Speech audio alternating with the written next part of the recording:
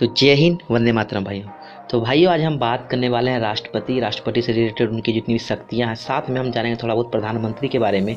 और बेसिकली हम बात करेंगे इसमें आपातकालीन उपबंध के बारे में और समझेंगे कि राष्ट्रपति जो है भारत में कैसे जो है आपातकालीन स्थिति लागू करते हैं। भाइयों, अगर वीडियो को आप देखते हैं तो प्लीज़ इसे पूरा देखें, साथ में से कुछ जानने के पर्पज़ से इस वीडियो को पूरा देखें। तो बेसिकली गाइस, हम पहले बात करते हैं राष्ट्रपति के बारे में। तो गाइस, जो हमारा आर्टिकल है 52, उसमें राष्ट्रपति के पद के बारे में बात की गई है और उसके आर्टिकल नंबर 53 में राष्ट्रपति के रिलेटेड शक्तियों के बारे में बात की गई है। ये हमारे आर्टिकल कॉन्स्टिट्यूशन में इस चीज़ को दिया हुआ है। तो कुछ और भी आर्टिकल, जैसे आर्टिकल नंबर 61 जो कि महाभियोग की बात करता है, आर्टिकल नंबर 72 जिसमें कि क्षमादान की शक्ति प्राप्त है राष्ट्रपति को, और आर्टिकल नंबर 1, 2, 3 यानी कि 123 जिसमें गाइस अध्यादेश की बात की गई राष्ट्रपति के बारे में। अब हम बात करते हैं कि राष्ट्रपति जो है हमारे देश में कैसे जो है आपातकालीन स्थिति को लगाते हैं और आपातकालीन स्थिति कितने प्रकार की होती हैं और कितनी बार जो लगाई गई हैं। आपात उपबंध 3 प्रकार के होते हैं। इन्हें 3 तरह के आर्टिकल से इन्हें जो है डिफाइंड किया गया है। तो सबसे पहला आर्टिकल है 352 जिसमें कि राष्ट्रीय आपात के बारे में बात की गई है। उसके बाद आता है आर्टिकल नंबर 356 जिसमें कि राष्ट्रपति शासन के बारे में बात की गई है। उसके बाद आता है आर्टिकल नंबर 360 जिसमें कि वित्तीय आपात के बारे में बात की गई है। हम बात करेंगे सबसे पहले आर्टिकल नंबर 352 जो कि राष्ट्रीय आपात है। यह भारत में अभी तक 3 बार जो है लग चुका है। इसे लागू करने के लिए 3 कंडीशन का पूरा होना बहुत जरूरी है। सबसे पहले या तो युद्ध हो जाए, या फिर किसी देश का आक्रमण हो जाए, या फिर कह सकते हैं आंतरिक अशांति, या फिर कह सकते हैं सशस्त्र विद्रोह। अब यह जाके भारत के राष्ट्रपति के द्वारा जो है भारत देश में आपातकालीन स्थिति को लागू किया जाता है। अब हम जानते हैं कि सबसे पहले आपातकालीन स्थिति आर्टिकल नंबर 352 का उपयोग कब हुआ था। 26 अक्टूबर 1962 ईस्वी को इंदिरा गांधी के प्रथम शासनकाल और राष्ट्रपति डॉक्टर सर्वपल्ली राधाकृष्णन के द्वारा भारत में सबसे पहला आपातकालीन स्थिति जो है लागू किया गया था। और इसको लागू करने का कारण था भारत चीन के बीच का युद्ध का समय। और उसके बाद जो है दूसरी बार इसे 3 दिसंबर 1971 ईस्वी को फिर से इंदिरा गांधी के समय राष्ट्रपति वी गिरी के द्वारा इसे लागू किया गया था। और इस बार कारण था भारत और पाकिस्तान के बीच का युद्ध, जिसमें कि पाकिस्तान से हो रहे विद्रोह में कुछ शरणार्थी भारत की तरफ आ गए थे, जिस केस में इंदिरा गांधी ने उनकी सहायता की और एक युद्ध छिड़ गया, जिस युद्ध में पाकिस्तान की हार हुई और उसे एक अलग अभिन्न अंग प्राप्त हुआ, जिस अभिन्न अंग को हम बांग्लादेश के नाम से अभी जानते हैं। यह कंडीशन थी द्वितीय आपातकालीन स्थिति लागू करने की। इसके बाद तीसरी आपातकालीन स्थिति। यह आपातकालीन स्थिति 25 जून 1975 ईस्वी को आंतरिक अशांति के रूप में से लागू कर दिया गया था।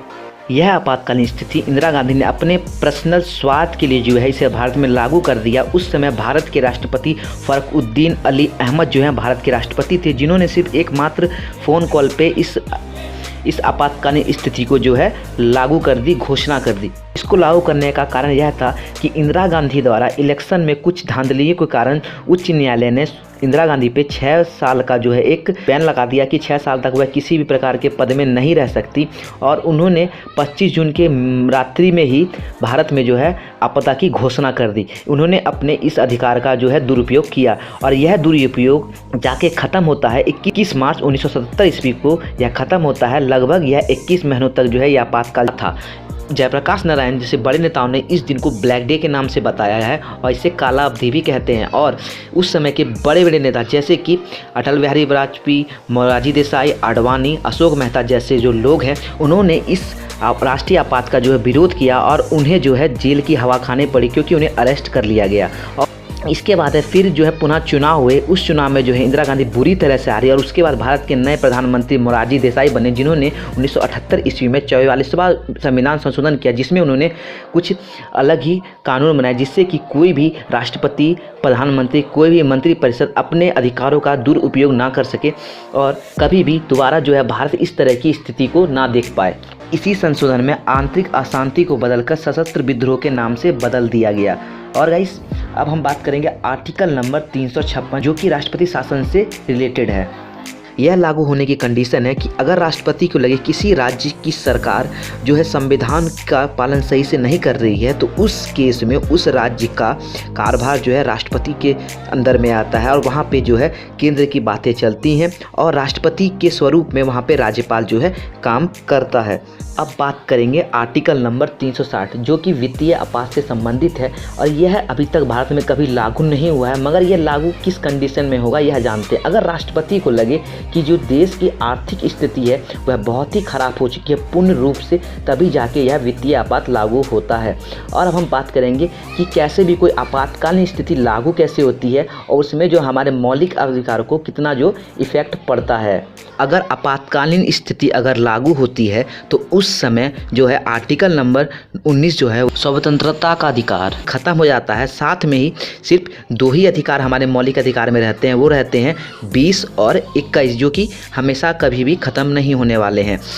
1975 से पहले ऐसा कोई भी कानून नहीं था कि राष्ट्रपति जो है आपातकालीन स्थिति को घोषणा करने के लिए किसी प्रकार का कोई भी लिखित पेपर की मांग करता था। सिर्फ वह एक मौखिक में ही जो है आपातकालीन स्थिति घोषित कर देता। मगर जब इंदिरा गांधी ने अपने अधिकारों का दुरुपयोग किया तो उसके बाद कुछ लोगों ने जो संविधान संशोधन किया उसमें कुछ बातें जो है ऐड कर दी गई कि अगर कोई भी मंत्रिपरिषद और प्रधानमंत्री कहें कि राष्ट्रपति को आपातकालीन की स्थिति घोषणा कर देनी चाहिए तो उस केस में जो है मंत्रिपरिषद के साथ में उन्हें एक लिखित लेटर जो है राष्ट्रपति को देना होगा। उसके बाद ही राष्ट्रपति जो है आपातकालीन की स्थिति की घोषणा करेंगे। उसके बाद उन्हें जो है संसद में 1 महीने के अंदर जो है 2/3 से जो है इस बिल को जो है पारित करना होगा और उसके बाद जो है 6 महीने के लिए आपातकालीन स्थिति की घोषणा हो जाएगी और फिर इसे आगे एक्सटेंड करने के लिए फिर से इसे परमिशन लेनी होगी जाके राज्यसभा और लोकसभा में, और यह तभी जाके जो है राष्ट्रपति जो है आपातकाल की घोषणा कर सकते हैं।